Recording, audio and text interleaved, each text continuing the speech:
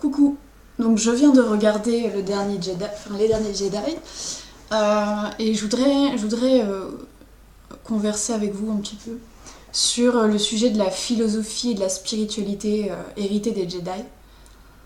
Euh, Parce que bien sûr, ce qu'ils vous disent d'ailleurs tout au début, c'est que ça a eu lieu dans une galaxie très lointaine, il y a très longtemps, et c'est pas des conneries en fait. Et qu'on reçoive maintenant les dernières guidances, parce que ce sont des guidances pour l'humanité, vis-à-vis de ce qui s'est passé dans cette galaxie-là, c'est hyper intéressant pour notre propre développement en termes d'humanité sur Terre. Alors, je vais essayer de retracer un petit peu les origines des Jedi et un peu ce qu'on entrevoit par rapport à ce dernier épisode.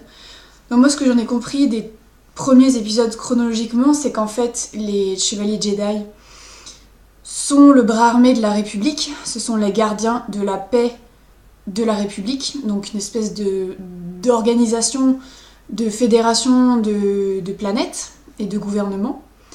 République qui, dès le début de l'épisode 1, du coup, on le voit, est en train de perdre du terrain, est corrompu, est corrompu et comment dire, est en déclin. Et voilà, et de même que cette république est en déclin,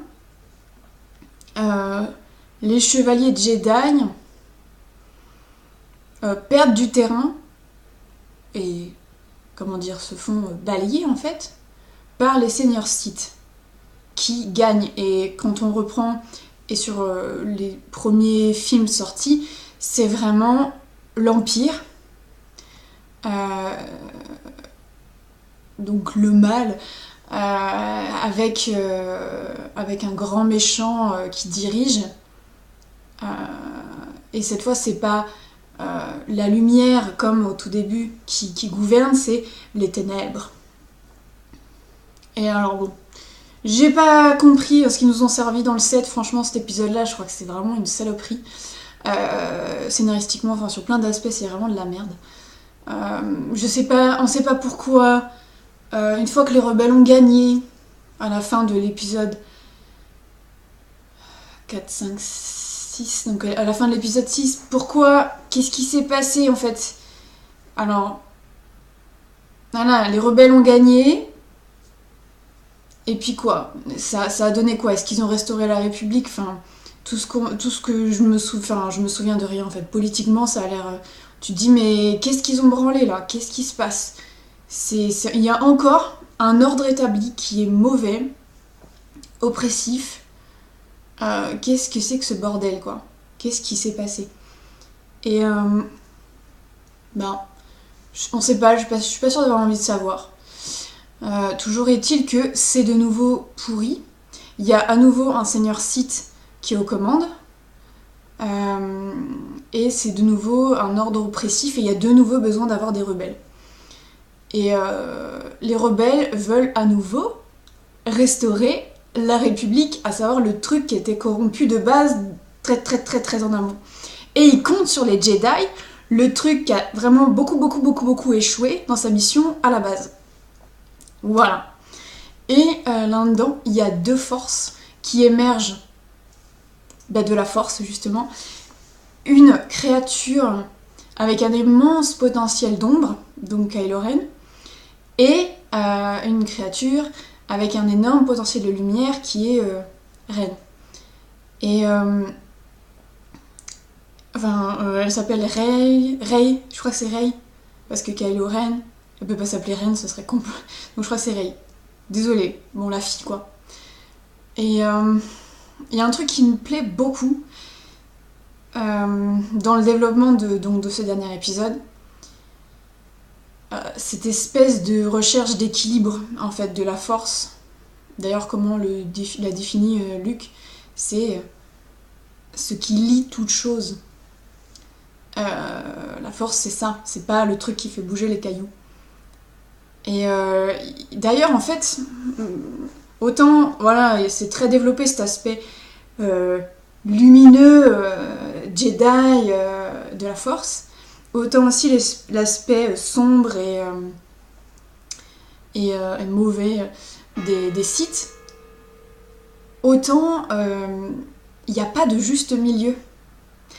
À part Luke Skywalker qui est le seul et unique, avec peut-être sa sœur, Jedi ou simili, neutre, gris. Une force gris, une force qui est ni pour ni contre, bien au contraire, et qui voit un petit peu, ouais voilà, il oscille beaucoup parce que Luke, il a et de l'espoir, donc côté lumineux, et de la peur, côté sombre. Et il est tout le temps plus ou moins en balance, et il représente cette espèce de point de restauration d'équilibre pour la force, entre le paroxysme du mal, donc la fin de l'Empire, justement, en étant l'instigateur du changement de son père, donc Dark Vador, pour rétablir une sorte de... Voilà, c'est ce qu'il dit, après c'était de nouveau équilibré. Puis il a voulu restaurer l'ordre Jedi, et a émergé une force sombre, qui était son neveu, et il a eu peur. Parce qu'en fait il voulait faire de nouveau la lumière, mais il a toujours été neutre, gris en fait. C'est ça sa voix à lui. Et c'est comme ça que du coup, en étant déséquilibré, il a régénéré le déséquilibre, donc les polarisations lumière-ténèbres, et c'est comme ça que c'est reparti pour un tour en fait, tout simplement. C'est marrant parce que c'est quand même un truc qui s'appelle Star Wars, c'est la guerre des étoiles, donc la thématique de la guerre, elle est quand même hyper présente, mais là on commence à discerner, au-delà du bien et du mal, justement dans cet épisode-là, il y a vraiment la voie neutre qui se dessine énormément, notamment à travers le personnage de Benicio del Toro qui explique que les marchands d'armes, bon certes ils vendent à l'Empire, enfin au Nouvel Ordre, mais ils ont aussi vendu aux rebelles. Et c'est vachement le pilote là, je sais plus comment il s'appelle, machin. Il incarne vachement ce... bon après je peux pas passer à côté de la dichotomie homme-femme. Même si Rey, elle est un peu... Mais bon, j'en reparlerai après.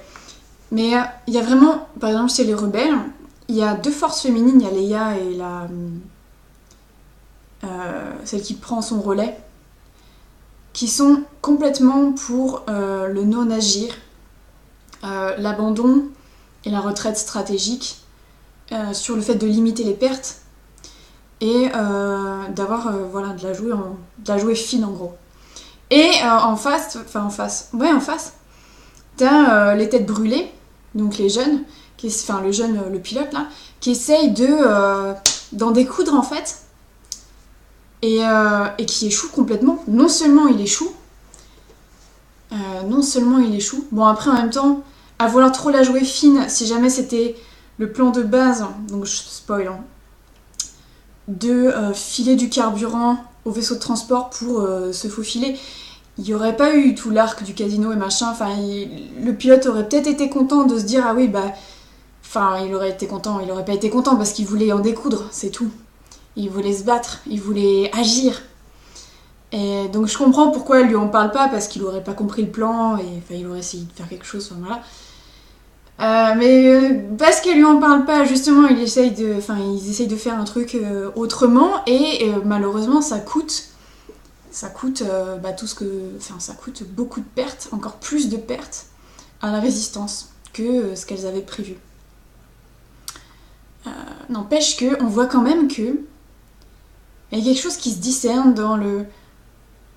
Et y compris le choix de la mécanicienne là avec le Black. Désolée pour les noms, je m'en fous. J'ai pas retenu parce que franchement on s'en bat les couilles. Bon, le gars va faire un sacrifice, il va réussir du coup pour neutraliser le bélier. Il y est presque machin, et il se fait sauver par la meuf. Et pourquoi ? En fait, parce qu'il y a une espèce de... Comment dire ? Il y a une sorte de volonté féminine qui se dégage du film, à l'exception de Rey, mais justement c'est là qu'elle fait chier en fait, d'où le titre de la vidéo, de sauvegarder ce qui vaut le coup en fait, d'abandonner les pertes et la mort en essayant de trouver une autre manière qui est moins guerrière en fait, de renoncer au sacrifice, toujours à cette combativité pour quelque chose de l'ordre de l'amour en fait. En tout cas pour la mécanicienne c'est vraiment ça, hein. C'est parce que ce qu'elle dit ça tombe, c'est mal fait, mais en gros ce qu'elle dit c'est que ça sert à rien de vouloir se battre contre des méchants si jamais on n'est pas capable d'être mieux qu'eux, ou en tout cas de sauvegarder ce qui vaut le coup. Ça sert à rien d'engouffrer, de niquer toutes les étoiles dans une guerre juste parce qu'on veut s'opposer à d'autres gens. Bon, c'est pas très bien dit dans le film et je le dis encore moins bien maintenant, mais bon voilà. Il y a cette espèce de sous-philosophie de lâcher prise qui se développe et qui est développée notamment par Kylo Ren. Le gars, il a juste sacrifié. Bon, alors après, Stroke, je sais comment il s'appelle le super site. Bon, le méchant site. Soit il est super malin, soit il est super con. Je sais pas trop. Soit il était super malin dans le sens qu'il a vraiment légué une force du mal, ou voilà, il en a fini avec son apprenti, parce que d'une certaine manière, la seule manière pour un Sith de finir l'apprentissage de son apprenti, c'est de se faire trahir. Parce que quand il dit finissant avec ton pire ennemi, moi j'ai eu l'impression qu'il parlait bien de lui, il avait conscience que c'était lui. Enfin, lui-même, le pire ennemi de Kylo Ren. Et qu'il l'a manipulé de A à Z, et que, en fait... Bon, ou pas. Ça se trouve, il est effectivement complètement con.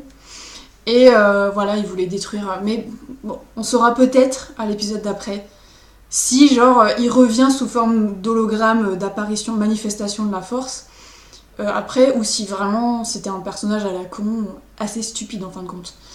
Pour en revenir, du coup, à les origines de la force, qu'est-ce que la force ? Donc Luke dit, c'est ce qui lie toutes les choses, dans ce qui lie toutes les choses, c'est l'amour. Et ce qui... parce qu'il y a vraiment une sorte de philosophie du côté obscur qui semble très intrinsèquement liée, même aux origines des Jedi. Vu que rien que le symbole dans le temple là sur l'île, on voit que c'est pas que de la lumière, c'est une sorte de mélange ombre et lumière. On voit pas très nettement le symbole, mais il y a un pôle lumineux et il y a un pôle sombre. Bon, c'est là que justement, forcément, moi ça m'a fait kiffer parce que je me suis dit, autant il y avait la grotte sur la planète de comment il s'appelle, de Yoda, qui manifestait ça, ce puits de peur et d'introspection absolue. Un petit temple de la déesse noire, autant là, bon voilà, il y a vraiment complètement un temple de la déesse noire qui est symbolisé par les ténèbres, le vide, le silence, on est d'accord, la mort, puisqu'il y a un crâne de monstre marin qui est là, juste dans les profondeurs, et l'absence.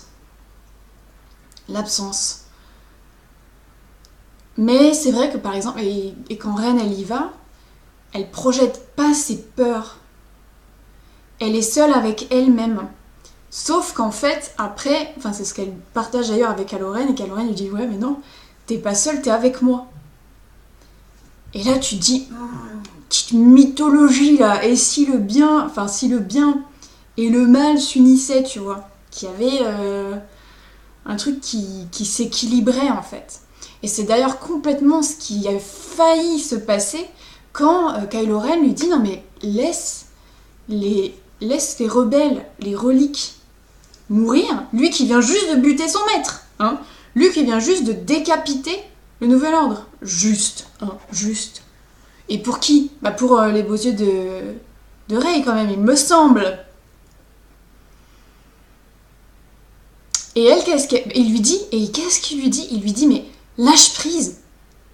Il faut en finir avec toutes ces vieilleries. On peut faire quelque chose de... On peut construire un nouveau... Je sais pas s'il dit un nouvel empire, mais...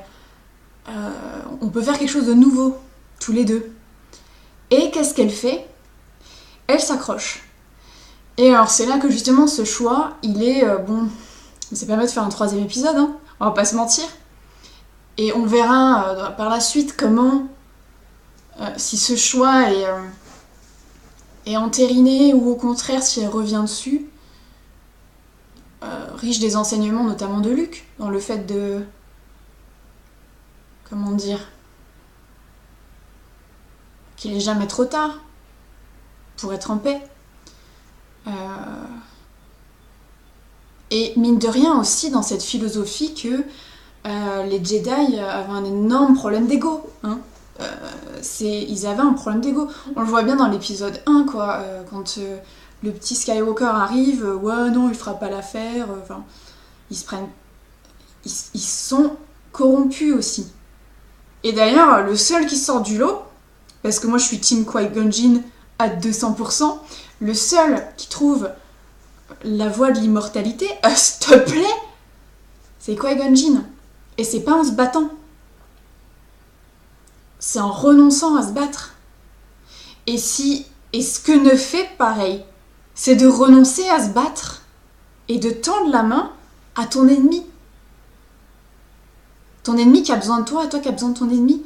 Parce que la guerre engendre la guerre et la paix, bah, c'est quand on lâche les armes et qu'on se dit bon, bah, on arrête là et on va se calmer. Et alors, un des aspects qui... Enfin, je sais pas si ça a été développé par d'autres personnes, mais c'est la féminisation du film. La première... comment dire? La première saga était incroyablement machiste. Il n'y a qu'à voir qu'en convention, tout ce que... La tenue fétiche des cosplayeuses, c'est Leia en esclave sexuelle de Jabba.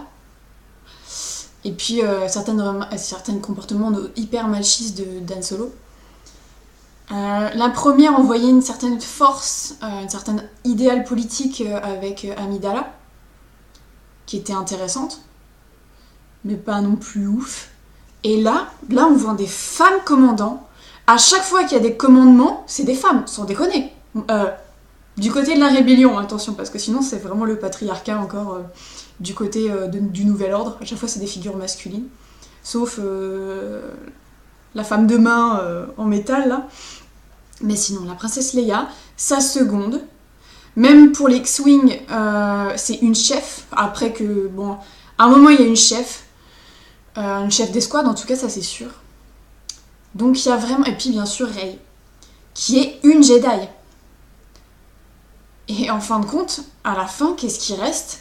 Il reste 2 chevalières Jedi. Il y a Leia, qui a priori s'est éveillée à ses pouvoirs une fois qu'elle a failli mourir, tout simplement, dans le vide de l'espace. Un petit peu badass. Mais a priori, c'est ce qui s'est passé, c'est ce que le réalisateur a voulu faire. Moi, c'est ce que j'avais compris. Et Rey. Sauf que Rey, a priori, elle a ninja les archives Jedi.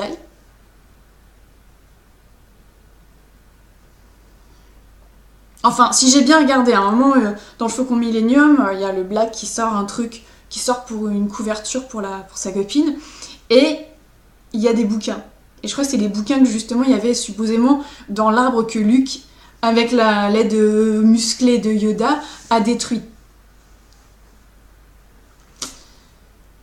Et d'ailleurs, en fait, la simple présence de Yoda sur les lieux, et le fait que c'est lui qui met fin à la lumière, mais en fait à l'ordre Jedi, ce qui représente les préceptes, etc., les racines, ça valide bien que du côté de la force, puisqu'il s'est réintégré à la force.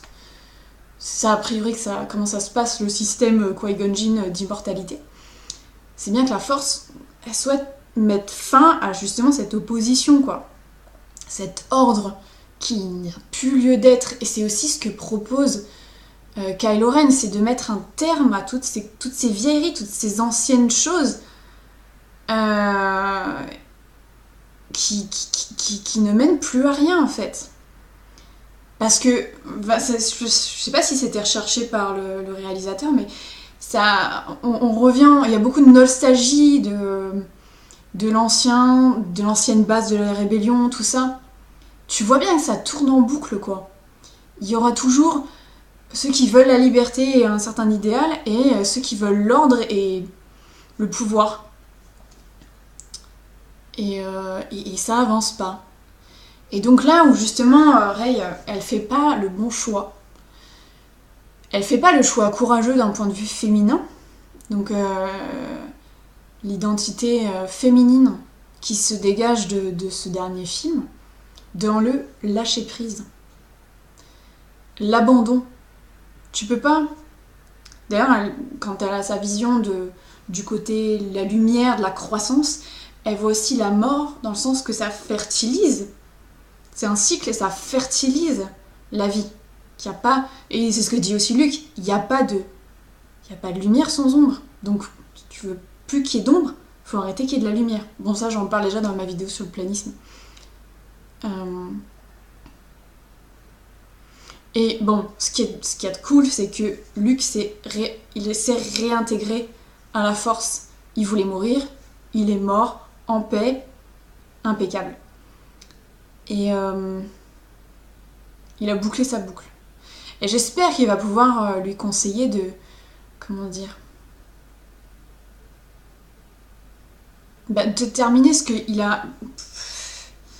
Plus ou moins, il n'a pas vraiment commencé, quoi. Ce qu'il aurait dû faire comme vecteur d'équilibrage de la Force.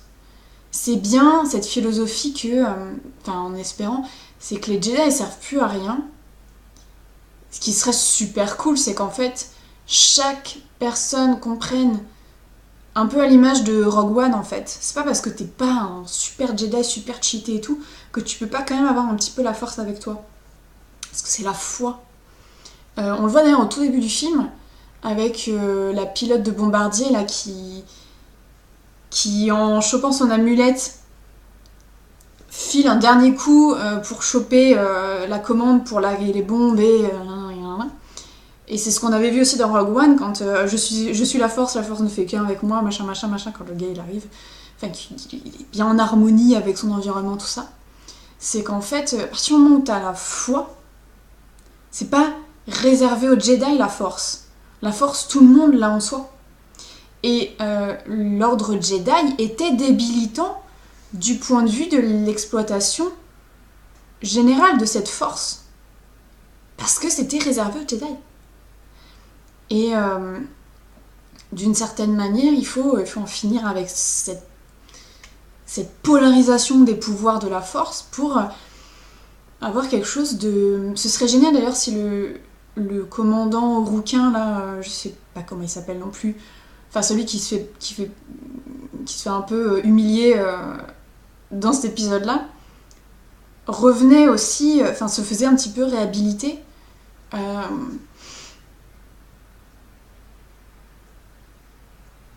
Pour montrer qu'en fait, vraiment, il n'y a pas de bien et de mal dans l'absolu, il n'y a que l'amour. Parce que ce qui fait tourner, effectivement, ce qui relie toute chose, ça, c'est vraiment l'amour. Du coup, le côté obscur, c'est tout ce désamour, toute cette absence d'amour, qui est ni bonne ni mauvaise, hein, il faut les deux. Et si jamais... Donc j'espère que dans le dernier épisode, Ren fera le bon choix, à savoir de lâcher prise de tous ces reliquats et de tendre la main, en fait, de lâcher l'idéal pour épouser une certaine neutralité, un certain pragmatisme nouveau, quelque chose de plus intégratif. Parce qu'elle est quand même descendue dans le temple du côté obscur, donc de la déesse noire. elle a quand même... Enfin, même Kylo Ren lui a dit, mais tes parents, ils t'ont abandonné, c'était personne tes parents. Et quand elle demande à voir ses parents, elle voit qu'elle, mais parce que tout le temple est fait pour te confronter à toi. Donc elle a des fragilités. Enfin, il y a vraiment un futur possible, hein, Kylo Ren, Rey, vraiment. Un truc génial, parce qu'en fait, ils peuvent continuer à vouloir faire une république qui va encore échouer, parce que corruption, parce que ce n'est pas la démocratie, c'est l'ordre qui va forcément se faire corrompre par du chaos, parce qu'il n'y a rien d'éternel, il y a toujours un cycle, enfin voilà, plus tu essayes de contrôler les choses, et plus au bout d'un moment, et de centraliser les pouvoirs, plus ça fait de la merde. Donc il y a vraiment les thématiques comme ça, de neutralité, et même s'il y a toujours l'idéal et certaines polarités. Mais il y a cette neutralité du... Voilà, ça reste la guerre, dans tous les cas. Et est-ce qu'il n'y a pas moyen de faire autrement que la guerre? Est-ce que, est-ce que la meilleure des conclusions pour toute la mythologie Jedi, c'est pas justement qu'il n'y en ait plus besoin, parce que on fait la paix, tu vois. Et si c'était Star Peace, tu vois, à la fin. La paix des étoiles, ce serait cool quand même. Ce serait hyper bien. Donc voilà. Arrêtons d'être cons et évoluons, en fait. Arrêtons de faire toujours les mêmes conneries et évoluons. Et alors bon, vis-à-vis de Rey, c'est tout simple. C'est vraiment juste, ok, mais j'arrête de m'accrocher à un idéal, aux vieilles choses, et j'essaie de créer quelque chose de nouveau, de peut-être pas parfait, mais en tout cas de nouveau. Avec quelqu'un, plutôt que contre lui. Parce qu'elle choisit quand même de s'opposer à lui. Et on voit bien d'ailleurs, quand ils rushent sur le sabre, qu'ils sont de force égale, les deux. Donc, soit ils s'annihilent mutuellement, soit ils s'allient. Mais d'un côté, t'as toujours la guerre qui continue, et dans l'autre, il y a la paix qui s'installe. Pour de bon. Et enfin voilà, il y a quand même un truc très clair, hein. Il y a un vrai enseignement de Luke dans le sens qu'il essaie de remettre au goût du jour un ancien ordre. Ça n'a pas fonctionné, parce qu'il s'est pris pour un super maître Jedi, alors qu'il n'avait pas été foutu d'aller... lui, il avait peur de la grotte du côté obscur. Il n'a jamais réussi à vaincre son côté obscur. Il n'a jamais été en paix sauf à la fin. Du coup, voilà, il a accentué le déséquilibre. Bon, je me répète un petit peu. Mais il y a vraiment ce truc il est temps d'en finir avec tout ce merdier, en fait. Ça n'a pas...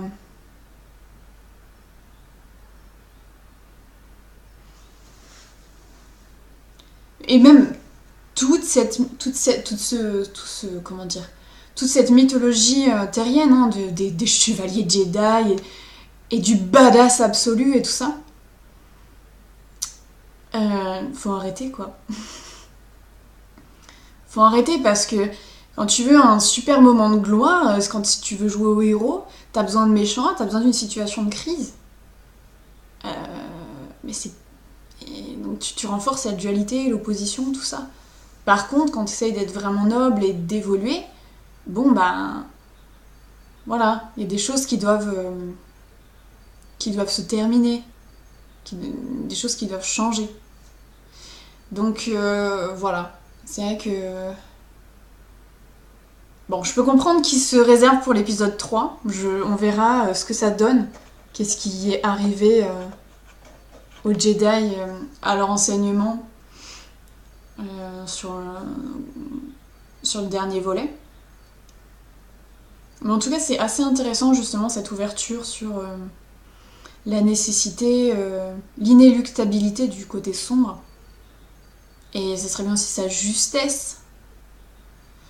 Tu crées pas autant d'ordre sans développer du chaos en opposition. Donc voilà. Ce serait bien que Rey choisisse la voie de la déesse. Hein. Lâche prise. Et qu'il y ait enfin la paix dans les étoiles. Après, on verra, voilà. On verra s'il y a une lignée comme ça du 2 qui suit son cours pour vraiment mettre un bon point final à toute cette transmission, toute cette guidance, en fait, qui serait assez intéressante. Moi, je sais ce que j'aimerais bien voir. Après, ce que Disney en fera, on verra aussi, quoi. c'est pas gagné, mais en tout cas, il y a une belle ouverture là-dessus. Et dans tous les cas, c'est toujours une transmission qui est bonne à intégrer, en fait, qui est cruciale par rapport à notre époque actuelle où le féminin a vraiment besoin de ne pas reproduire les erreurs, de ne pas s'accrocher à l'opposition au masculin, et plutôt aller vers l'union, parce que c'est ça la paix, c'est ça l'amour, et c'est ça la solution, en fait. Voilà, bon. Mais n'hésitez pas à commenter cette vidéo pour dire ce que vous en avez pensé en termes de philosophie, de spiritualité ou même d'histoire du film, hein, vis-à-vis de toute la mythologie Jedi, etc., de Star Wars. N'hésitez vraiment pas. Et puis, ben